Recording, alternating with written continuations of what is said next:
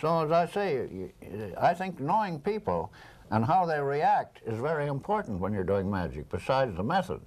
Because no two people act the same way. You've got to size the person up, just like you do when you're playing poker. I mean, you've got to size up the individual. And you've also been known for taking advantage of the breaks. Yes, oh yes, that's one thing.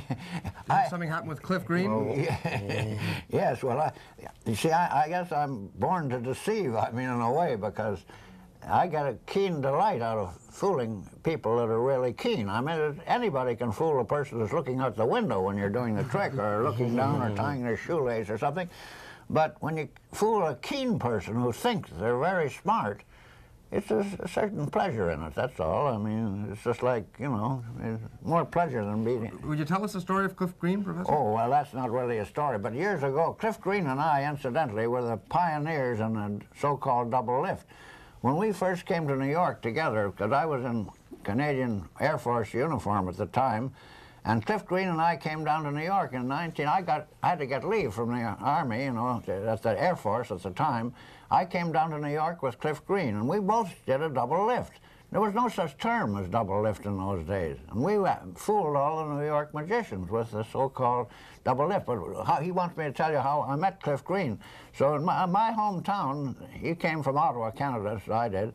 I heard there was a fellow named Cliff Green. And anyway, I don't want to take too long to tell you all the details, but I eventually met Cliff Green for the first time.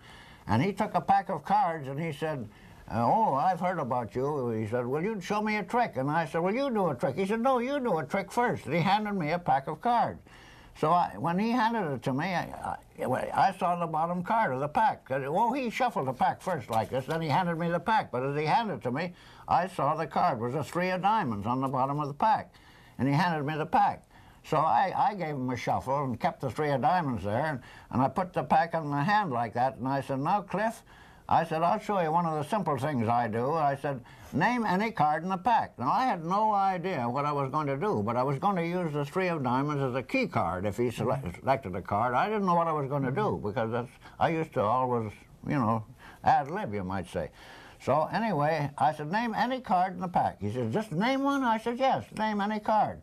He says, 3 of diamonds. I said, 3 of diamonds? I said, look, I didn't say I cast a shadow, because Carlisle used to, but I said, look, all I do is that. And I turned the pack over slowly, and the 3 of diamonds was there. And if you ever saw a fellow, he grew pale. I mean, Cliff was a healthy. He looked, and I said, now what do you do, Cliff? And he walked away. I mean, and he told me in all his life he never was so thunderstruck as that thing. But because he was very clever at cards, you know. And I know, of course, I never told him it was a break. I didn't tell him it was just luck. I said, well, Cliff, I'd rather not give that away, because that's one of my pet secrets. So you got to be a kind of a charlatan to do these things, you know. But Professor, anyway, this was an area of magic where I think you were a real pioneer, because I know when you first came to New York, you were fooling all of the magicians in New York City, and one of the things you were fooling them with was this idea of really kind of making up the trick as you go along. Oh, certainly. Well, I have the trick that can't be explained, you know.